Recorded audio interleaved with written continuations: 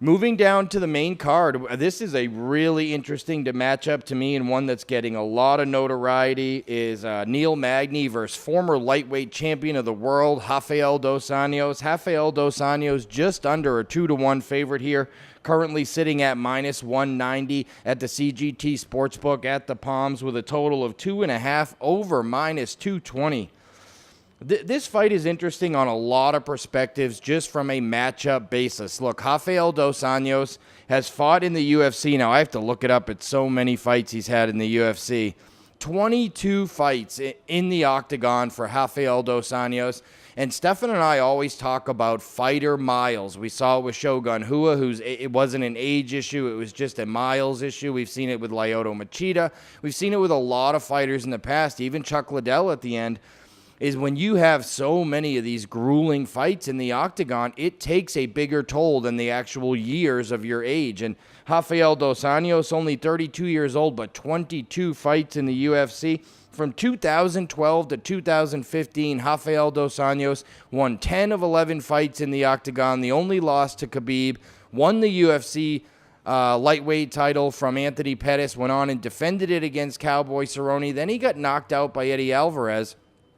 And then the fight that I think is most critical when handicapping this fight, then he went on to fight Tony Ferguson. And Tony Ferguson was able to use height advantages, reach advantages to be the superior striker and keep Rafael Dos Anjos at range all day long in that fight. And again, what we're going to see here in Neil Magny, if you thought Tony Ferguson was big at lightweight, Neil Magny is huge at welterweight. 6'3" welterweight. He is one of the tallest welterweights in all of the UFC.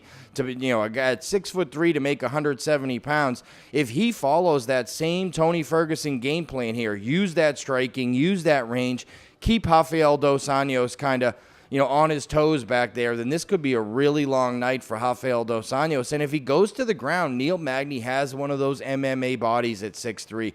Really tall, really long, really good at submission. So I think there's a lot of different ways for Neil Magny to win this fight. I think the only way Rafael Dos Anjos probably wins this fight is to get inside that reach, hit Neil Magny with some big shots. We've seen Magny get hurt and knocked out before, including just 2 fights ago where he got knocked out, blitzed in the first round against Lorenz Larkin.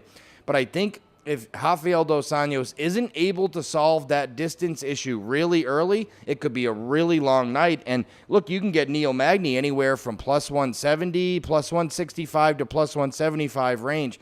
That's almost 2-1 on your money in a fight that really feels like a pick'em. You get the bigger, stronger, younger guy, more established in the division, and a matchup nightmare for Rafael Dos Anjos at almost 2-1 odds. Neil Magny feels like an auto bet for me here in this situation.